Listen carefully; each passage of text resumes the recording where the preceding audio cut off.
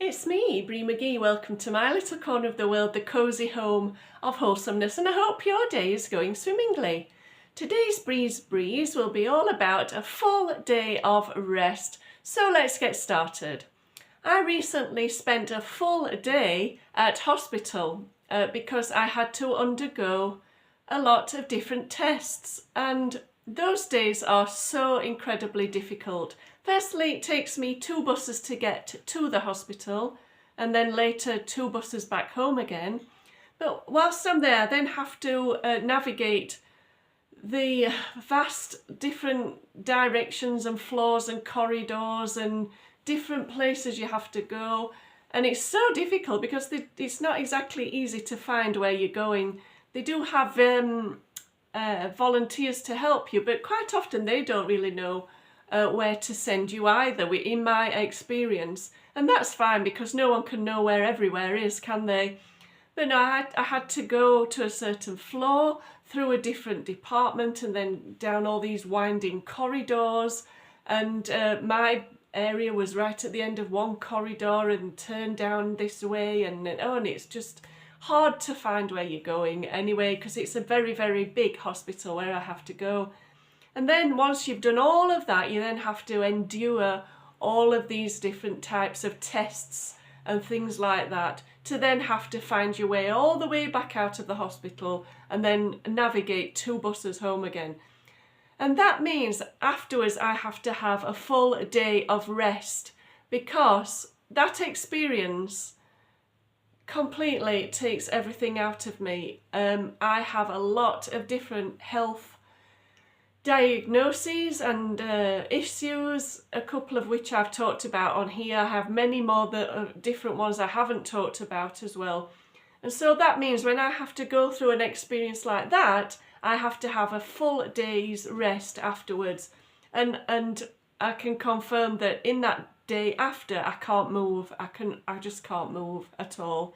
And my speech is bad, my movements are pretty much nothing. Can just stumble to the toilet, the bathroom, or to feed the cats, and that's it. I can't even eat a meal the following day. I can't stand up to prepare a meal. And so these days at the hospital are all well and good and getting things done, and that's good and I appreciate it. But the effect it has on me is so huge, because after that day of rest, I then have to spend another 2 or 3 days coming back to this kind of level of what I consider to be normal. Nowhere near normal, but a type of normal. And so 1 day out at the hospital having tests takes days and days to get back to normal. And why am I talking about this? Because lots and lots of people go through this every day. When I was there, there were so many people trying to find where they were going, in and out of lifts, up and down stairs, those who could manage the stairs, on different areas and different, like notice boards with all the different departments written on it, with arrows this way and that way, and it's so confusing. So many people go through this and have these difficulties and then have to recover afterwards. No one sees that period where you're having to recover. All they know is, so-and-so went to the hospital yesterday, but they don't know the knock-on effect that has. So if you know anyone who is going through anything where they have to attend hospital, I would like to ask if you would consider checking in on them the following day, just to see if they're okay after what was probably a very big ordeal to some degree, especially if you're having procedures done that are invasive. Definitely I would ask if you could contact those people, who, if you know anyone who's having to go regularly to hospital, the next day, just to say, are you okay? Do you need anything?